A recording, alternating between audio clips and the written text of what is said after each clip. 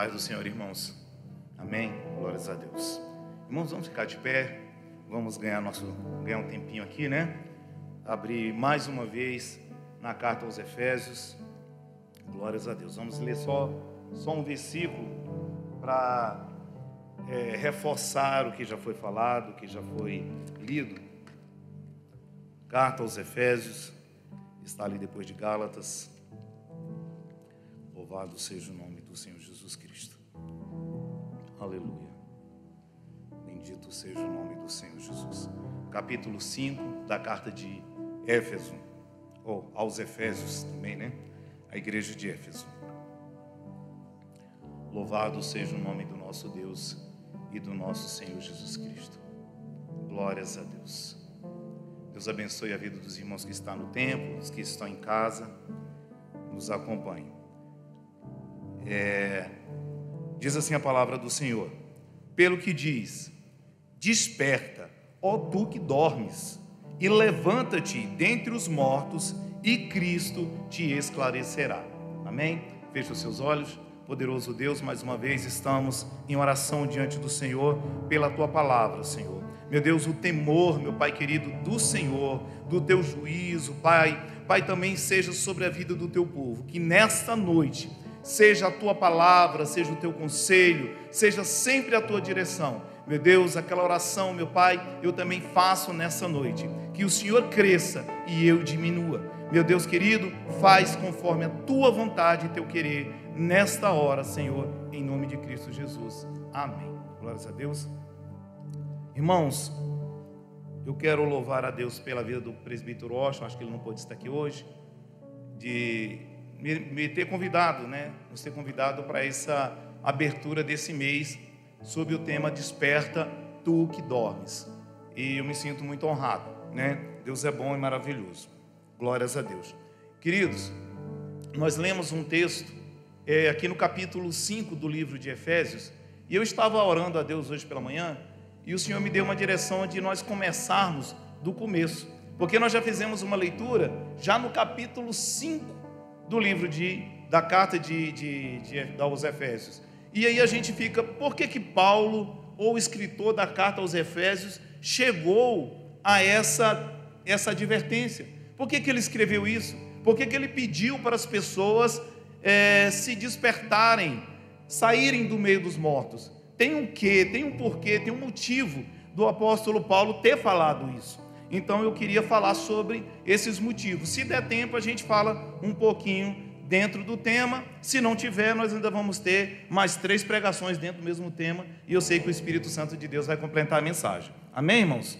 Bom, eu queria começar dizendo que eu falar um pouquinho da cidade de Éfeso, aonde a igreja que Paulo escreveu aqui estava instalada. Irmãos, a igreja, ou melhor dizendo, a cidade de Éfeso era uma cidade grega, e lá nessa cidade, alguns estudiosos dizem que a população era uma população extremamente promíscua, libertina, maldosa, era uma população violenta.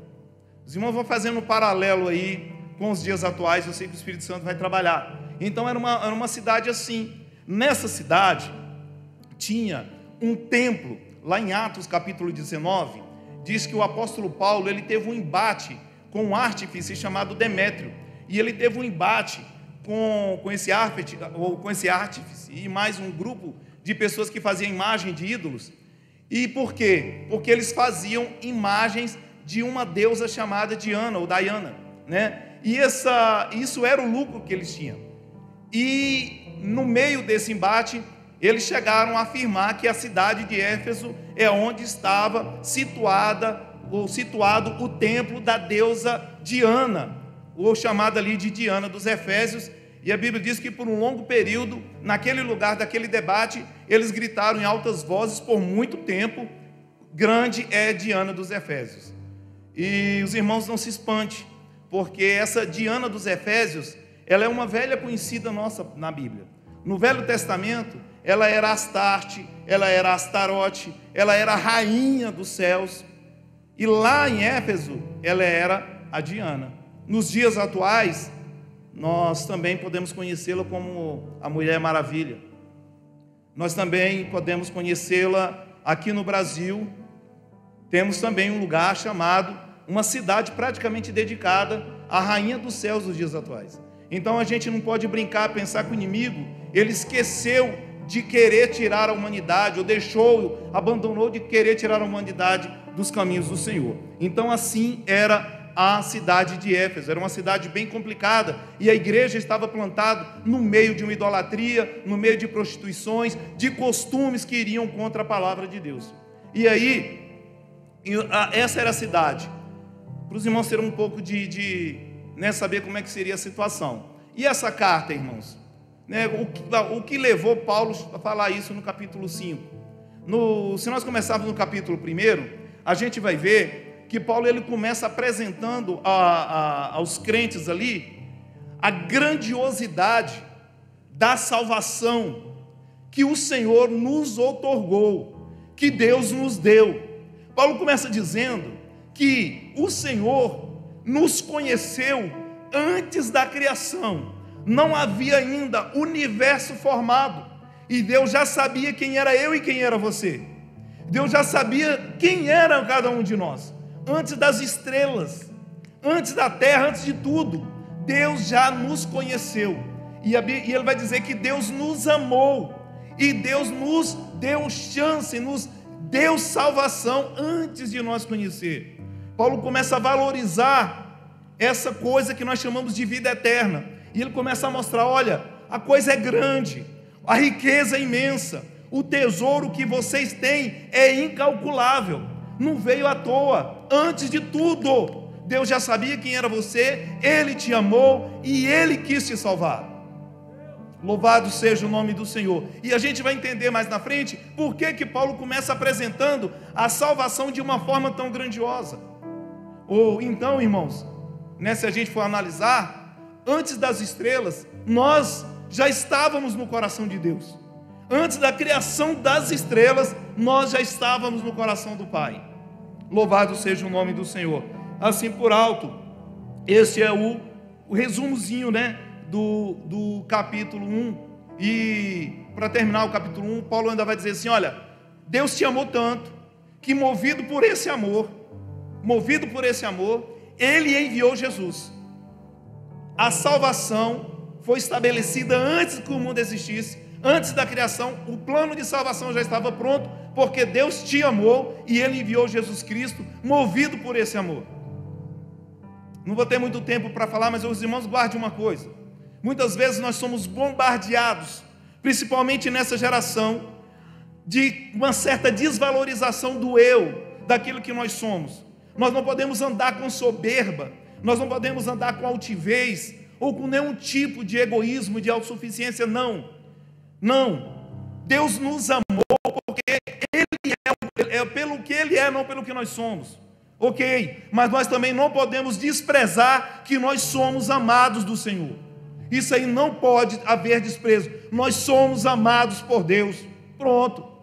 Não sei o grau de instrução, a roupa que você veste, a comida que você comeu, o trabalho que você tem, o status social que você tem. Eu quero dizer que Deus te ama, e Ele te conheceu desde ou antes da fundação do mundo, e quis te salvar. Paulo está dizendo isso. O capítulo 2 é um dos capítulos mais lindos da Bíblia. Tem escritores que são apaixonados pelo livro, por essa carta, o livro de Éfeso, ou a carta aos Éfeso, a igreja de Éfeso, e eu creio que é por causa do capítulo 2. O capítulo 2, Paulo ele vai dizer aos Efésios, aos irmãos em Éfeso, que ele vai apresentar o estado que nós éramos antes de Cristo. Eu vou abrir aqui o capítulo 2, irmãos. Eu vou ler alguns versículos do capítulo 2, e eu queria que os irmãos observassem.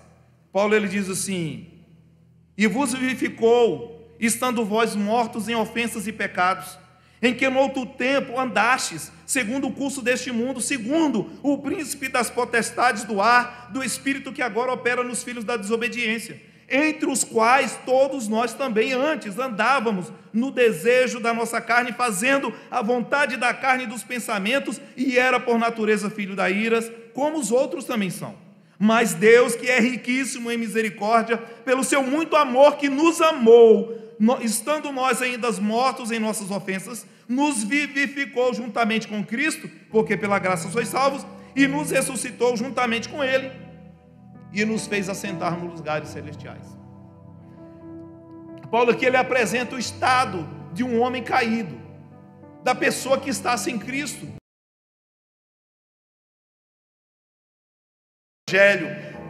Eu nunca me desviei, não. A Bíblia diz que todos pecaram e destituído foi da graça de Deus. Não há um sequer que não precise do plano de salvação. Não há ninguém que não precise de uma cruz estendida no Monte do Calvário. Não há ninguém que não precise de Cristo para entrar na eternidade e ter vida eterna. Todos nós precisamos. Esse era o estado da humanidade, e Paulo apresenta isso com muita propriedade. E nós devemos ser humildes, nós devemos reconhecer que nós éramos isso aqui que a carta aos Efésios está falando. E nós devemos entender que isso aqui é verdade, isso aqui fala de nós, não fala do irmão que está do lado, não fala daquele irmão que desviou, não.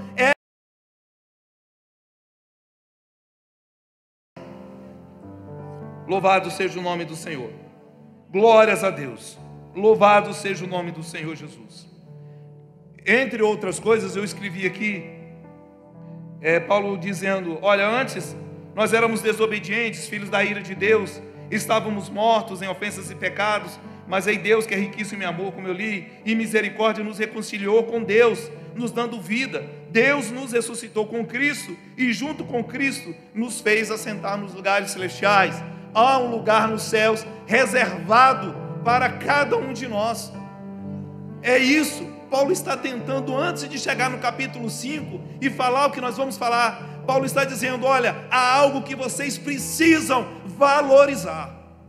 Você tem um lugar, uma cadeira reservada nos céus para você. E ele começa a fazer essa apresentação.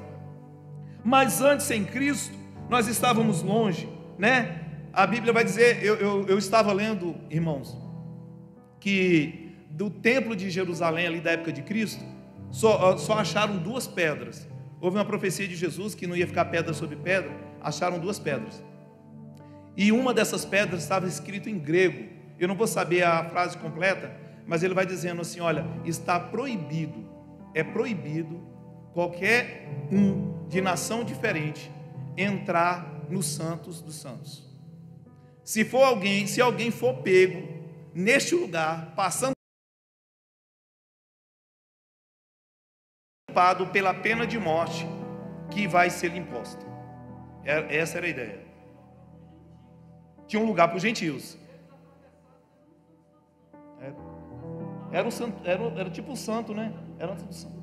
Era antes do santos. O pastor está aqui nos ajudando. É antes dos santos ainda. Exatamente. Irmãos, e aí o apóstolo vai dizer aqui nesse capítulo que nós antes estávamos longe. Nós não podíamos chegar ao lugar do gentio, mas agora você pode chegar. Agora os cristãos de Éfeso chegaram. Glórias a Deus. Nós não podíamos falar com Deus diretamente.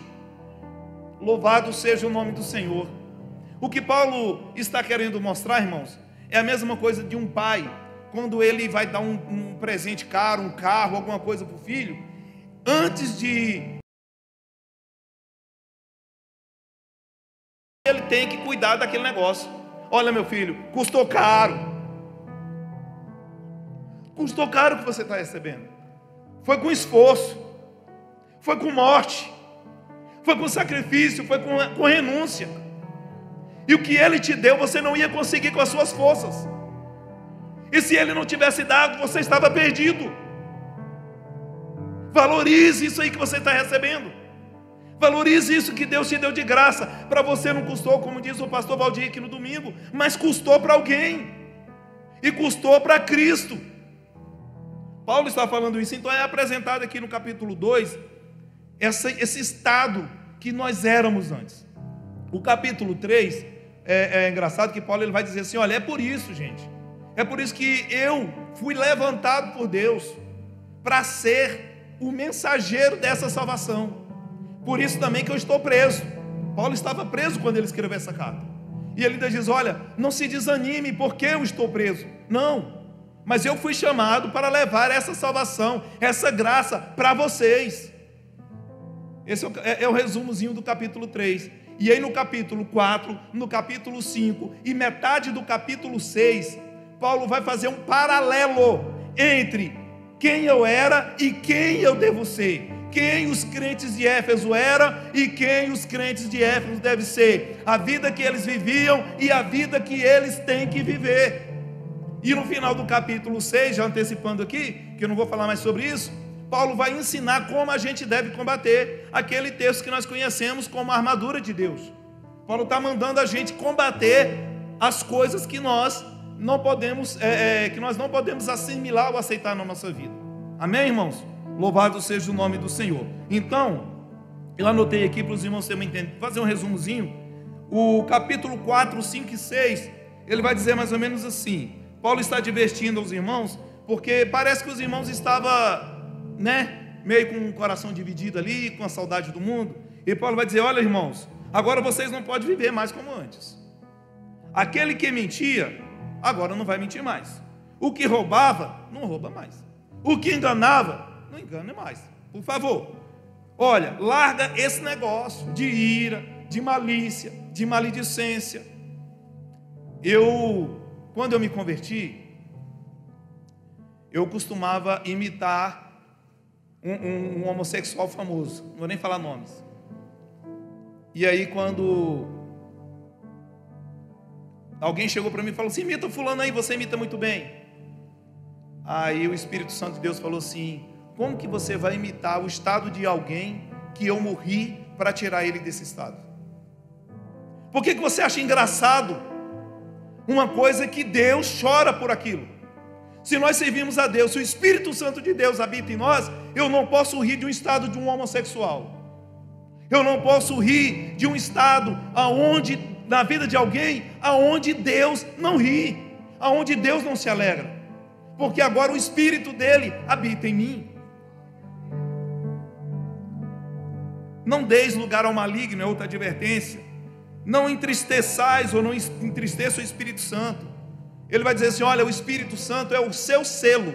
Ele está te selando para o dia que você tiver que encontrar com Deus. Não entristeça o Espírito Santo, porque ele pode sair de você. E não haja entre vocês, nem se nomeie, nem se fale, os que se prostituem, os idólatras, pessoas que enganam, os avarentos. Olha, Paulo está dizendo: as pessoas que fazem isso não entrarão no reino de Cristo. Não entrarão. Em outro tempo, foi lido aqui no texto, no outro tempo vocês eram trevas, vocês faziam essas coisas, mas agora vocês não podem fazer. Vocês sabem por quê? Porque vocês têm que aprender com Cristo. Imagine Cristo fazendo o que você faz, e a partir daí você vai entender se você está certo ou está errado. Busque fazer as coisas que Cristo fazia e evite fazer as coisas que Cristo não fazia. Imite o Senhor, imite Cristo. A vida do cristão é essa, é buscar cada dia mais ser um excelente imitador de Cristo, e não como queria que eu imitasse alguém do mundo. Deus te chamou para imitar Cristo. Paulo está dizendo isso aos cristãos de Éfeso. E ainda, acho que no capítulo 1, deixa eu ver se é isso, no capítulo 2, voltando ao capítulo 2, eu quero que os irmãos entendam uma coisa.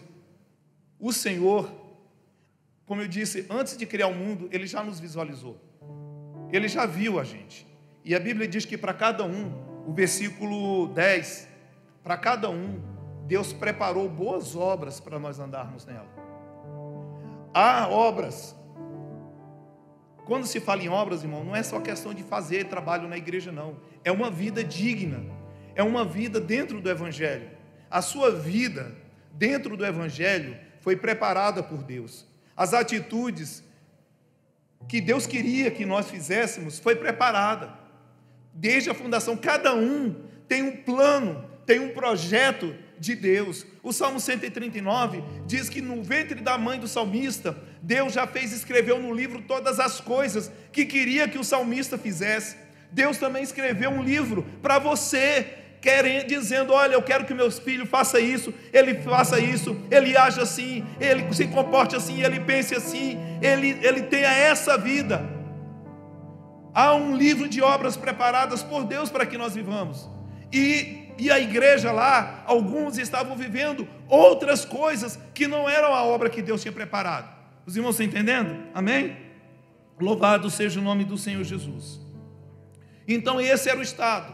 Parece que alguns irmãos estavam namorando o mundo, ainda estavam namorando a cidade de Éfeso, as coisas velhas, olhava e tinha saudade, olhava e pensava: se eu pudesse. Eu estava estudando Bíblia um dia desse, eu fiz assim, eu chamo de dinâmica do pecado, ou cronologia do pecado: olhar, desejar e fazer. Pode observar, irmãos, é desse jeitinho. No desejar já começa a pecar. Olhar, desejar e fazer. É a cronologia do pecado. E aí, Paulo viu aquilo, percebeu aquilo e escreveu essa carta. E aqui ele chega dizendo isso, que nós estamos trabalhando nessa noite na direção do Espírito Santo de Deus, foi dada ali para o grupo desse trabalho. Desperta tu que dormes, levanta-te dentre os mortos e Cristo te esclarecerá. Irmãos, qual é a imagem? Eu sempre gosto de fazer imagens. Quando eu ouço alguma pregação, aí eu guardo melhor. Uma vez o pastor pregou aqui sobre o Salmo, quando diz que a corça, ela tem tanta sede de Deus, tem tanta sede das águas, e ela vai falar: Deus, a minha sede por ti é maior do que a sede de uma corça pelas águas, melhor dizendo. E aí o pastor comentou que o animal ele vai beber mesmo sob o risco de morrer. Aí me veio a imagem, eu crio aquela imagem que a gente vê muito naqueles documentários sobre animais, de que aonde tem as águas é aonde os predadores fazem as suas campanas para pegar a caça, pegar os animais mais fracos. E o pastor falava isso, que mesmo com o risco, o animal não deixa de beber aquela água, ele vai ter que beber. E eu gosto dessa imagem, porque eu falo: Deus, se o nosso coração tiver sede por ti, como de um animal que tenha sede de beber aquela água, e mesmo sob o risco de morrer, ele não deixa de beber, a nossa vida seria outra, a nossa vida não seria a mesma. E eu tenho pedido isso a Deus, sede por Ele, a ponto de não me importar aonde Ele esteja, o risco que eu vou correr de ir lá buscá-lo, de ir lá alcançá-lo, porque aquele que busca a Deus e vai alcançá-lo, ele não tem mais medo de risco. Eu já disse aqui nesse púlpito que Paulo escreveu dizendo assim: morte, eu não tenho mais medo de você. Aonde está o teu aguilhão, ó morte? Eu não tenho mais medo de você, porque eu sei que no céu tem um livro. E eu estava vendo um hino bem velhinho, um hino bem velho, acho que Mateus Jansen, e ele canta que é um livro, que quem escreve esse livro é quem pode abrir esse livro. O livro de Apocalipse diz que há um livro que só Jesus pode abrir, e eu creio que foi ele que escreveu, e nesse livro ele escreve o nome dos santos e dos salvos. Então eu não tenho medo de buscar Deus, mesmo sob risco, nem medo de doença, nem medo de morte, nem medo de nada, porque eu sei que nesse livro, no dia que eu partir, ele vai abrir esse livro e vai chamar o meu nome e vai chamar o seu. Louvado seja o nome do Senhor Jesus. Bom, mas voltando, então a imagem que nós temos aqui, vamos fazer uma imagem sobre essa passagem: desperta tu que dormes, levanta-te dentre os mortos. Qual é a imagem que nós temos aqui? Qual a imagem que eu faço disso aqui, irmãos? Eu faço uma imagem de alguém andando no meio de pessoas mortas, e andando no meio daquelas pessoas mortas, essa pessoa está sendo contaminada pela causa da morte daquelas pessoas. Os irmãos estão entendendo? Imagine uma multidão de mortos e pessoas deliberadamente, por consciência, ela anda no meio daqueles cadáveres. E ali um momento ela fica um pouco tonta, um momento ela fica um pouco fraca, um momento ela quer cair, um momento ela está mais ou menos de pé, um momento ela dá 2 passos, outro momento ela senta, mas ela está andando no meio dos mortos, sob o risco de morrer com a mesma contaminação que matou aquelas pessoas. Quando eu leio esse texto, a imagem que eu tenho é de pessoas assim. E aí, Paulo ele está dizendo, gente, saia do meio deles, saia do meio desses mortos, não fiquem não, eles morreram e você vai morrer também. E agora trazendo para a palavra, né? Louvado seja o nome do Senhor. A gente conhece isso que Paulo falou em outros termos. A gente conhece como cochear em 2 pensamentos. Os irmãos já ouviram esse termo? É o que Paulo está dizendo aqui também. A gente conhece como cochear em 2 pensamentos. Em outro lugar vai falar de coração dúbio ou coração duplo, com 2 intenções. Em outro lugar a gente já ouviu falar assim entre os irmãos, um pé na igreja e outro pé no, pode falar, um pé na igreja e outro pé no mundo. É exatamente esse estado aqui que Paulo está descrevendo. Pessoas que têm 2 tipos de vida. Num momento ele age como santo, no outro momento ele age como mundo. Ele tem algumas atitudes, ele tem alguns desejos, ele faz algumas práticas que são condenáveis e que já matou muita gente. Então ele fica lá e cá. Então Paulo dá um grito, fala: desperta, sai daí, você vai morrer, rapaz, vem para cá, vem para a luz, sai dessa treva aí, não faz isso mais não, isso pertencia a outra vida, agora você não é mais dessa vida aí não. Vem para cá, vem para a luz, vem para Cristo, valorize o que você recebeu, valorize a vida eterna, valorize a graça de Deus, valorize aquela cruz no Calvário, valorize o teu nome escrito no livro da vida. Você vai assentar com Cristo, moço. Não troque isso por essas porcarias, não troca isso pela idolatria, pela avareza, nem pela prostituição, nem pela mentira, nem pelo engano, nem pela falta de perdão, não, moço, não vale a pena. Desperta. É isso que Paulo está querendo dizer. Por isso que eu disse para os irmãos, a gente precisava saber por que Paulo quis dizer desperta entre os mortos. E se a gente for analisar, irmãos, aliás, antes de analisar, eu queria falar uma coisa. A gente vai ver ainda 2 termos bíblicos sobre isso. O capítulo 3, versículo 1 e o versículo 2 do livro de Apocalipse, o escritor, João, ele vai dizer assim, Jesus mandando João escrever, diz assim: eu sei as suas obras. Em outras palavras, eu conheço você. Eu sei que você tem nome de que vive, mas você está morto. Ainda no capítulo 3, versículo 14 e 15, escrevendo para a igreja de Laodiceia, Jesus manda João escrever assim: eu conheço as suas obras. Ou seja, eu conheço você. Eu sei o que você está fazendo. Você não é quente, nem você é frio. Você é morno. Jesus está dizendo isso. É a mesma coisa que Paulo está dizendo. É o mesmo assunto. É a mesma advertência. É a mesma exortação. E agora eu vou dizer o que eu ia dizer. Irmãos, eu não estou aqui no púlpito para tomar uma posição de mais santo do que ninguém, misericórdia de mim. Mas eu tenho 15 anos de evangelho. Em 2005 eu voltava para os caminhos do Senhor. E os últimos 5, 10 anos, vamos dizer assim, eu sei que foi o próprio Espírito de Deus que direcionou a equipe para trazer esse tema, porque nós estamos vivendo, e a gente precisa entender isso. Nós estamos vivendo isso que Paulo identificou na igreja de Éfeso.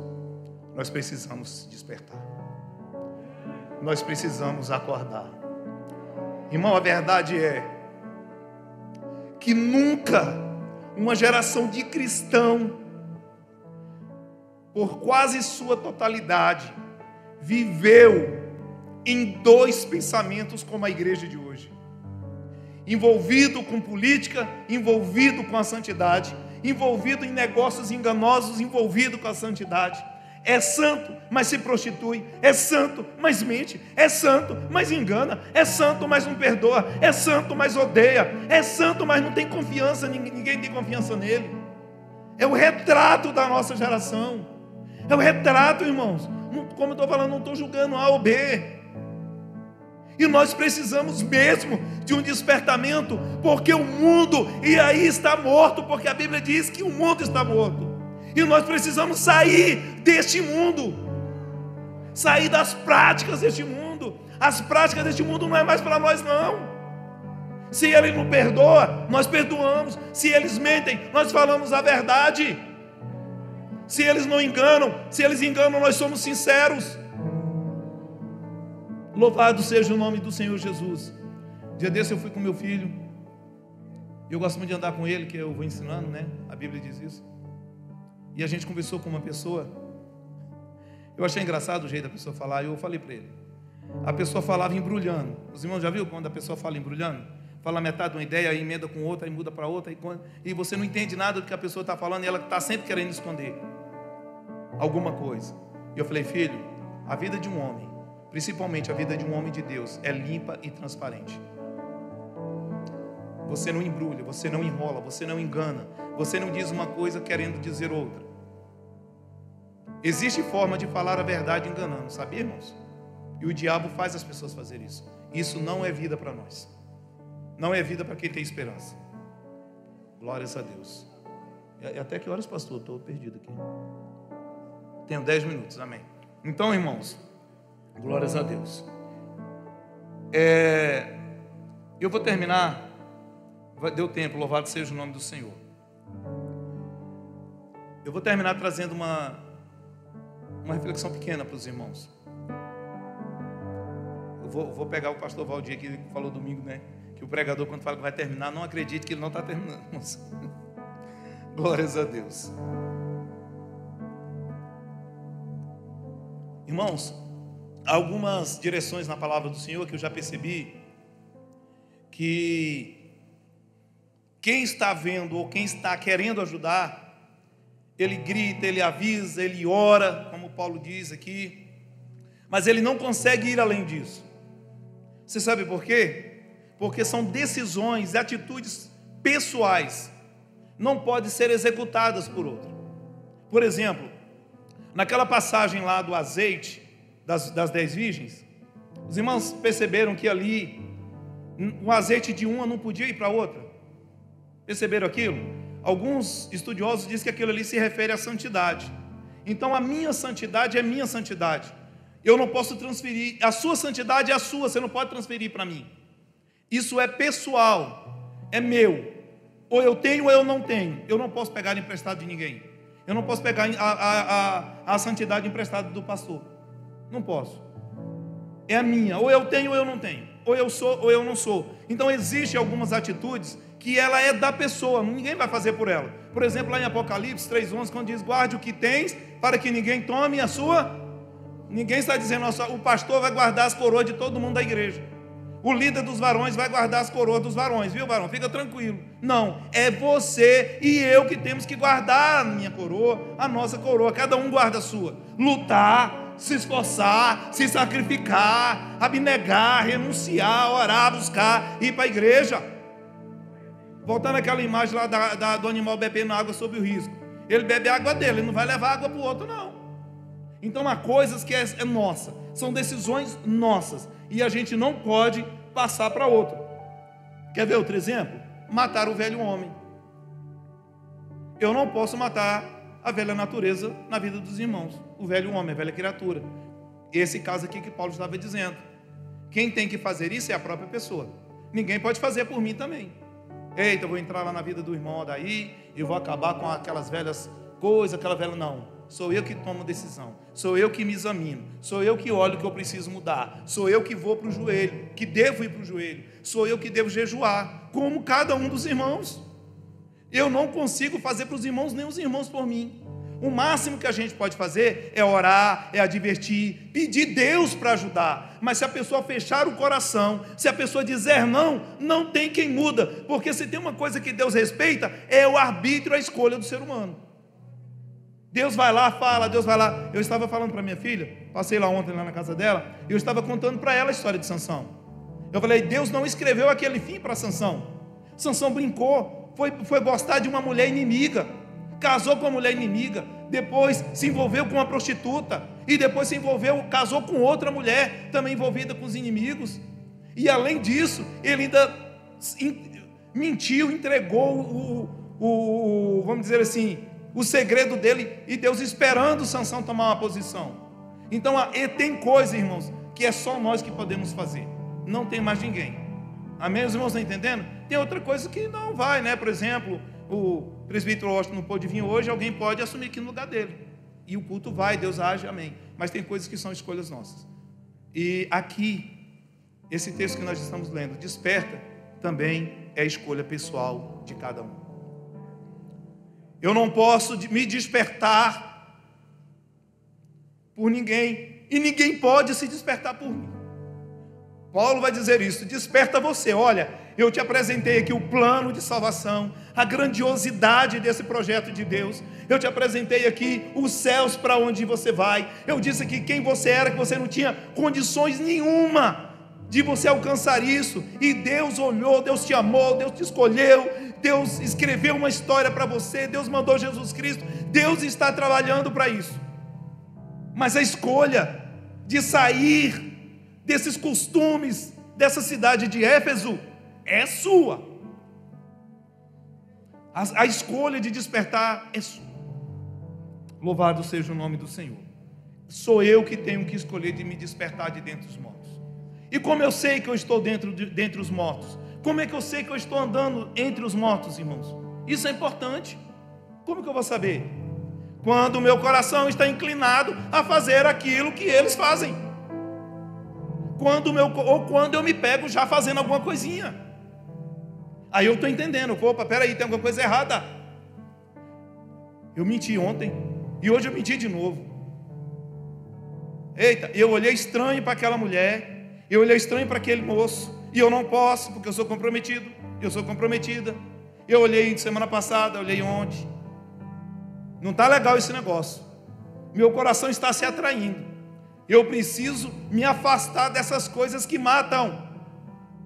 Eu descubro que eu estou querendo ou já andando entre os mortos, analisando eu e analisando o que é o mundo, o que é essa cultura maligna do mundo. E então sou eu que escolho. E terminando, eu queria dizer que esse versículo é lindo, maravilhoso, porque nosso Deus é cheio de misericórdia. Aleluia, louvado seja o nome do Senhor Jesus. O versículo termina, Paulo dizendo assim: desperta tu que dormes, levanta-te dentre os mortos e Cristo te esclarecerá. Olha, Paulo está dizendo uma promessa, irmãos, que coisa linda. Olha, irmãos, a gente não tem ideia disso aqui não. Porque olha, meu filho não me ajudou aqui, não me levou para o hospital, a minha mãe, meu pai, a gente percebe que a pessoa parece estar se afastando da gente, a gente fica com raiva, a gente fica triste, fica abatido. E aqui não, Deus faz uma promessa. Deus falou: olha, sai daí, dá o primeiro passo que você vai ver eu te ajudar. Entendeu, irmão? Olha que coisa linda. Eu sei que você está desgostando de mim e gostando mais dessas coisas aí. Eu estou vendo. Mas olha, sai daí, dá um passo que você vai ver eu te iluminar, eu te esclarecer, eu te ajudar, eu estender a sua mão, aliás, a minha mão para você. Desperta, irmãos, vamos acordar para isso. Ore, busque a Deus, identifique da sua vida. Não estou aqui dizendo nada, eu não conheço a vida de ninguém, aleluia, glória a Deus por isso. Mas a gente tem que andar. Eu vi o pastor uma vez, outra imagem, viu, irmãos? Se acostume comigo. Ele disse que o crente tem que andar no mundo igual a garça. né? Que é, ó, né? Como é que a gaça andou uma perna aqui? Ó, é assim que a gente faz. E todo dia se examinar, para ver se porque o nosso coração é enganoso.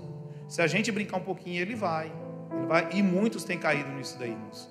Muitas pessoas têm caído nessa cilada, nessa armadilha de estar cocheando em dois pensamentos, e hoje está morno, e muitos já morreram. Tá bom? Deus abençoe a sua vida. Deus abençoe essa igreja. Deus abençoe o ministério que está cuidando desse trabalho. Eu agradeço a oportunidade em nome de Cristo Jesus.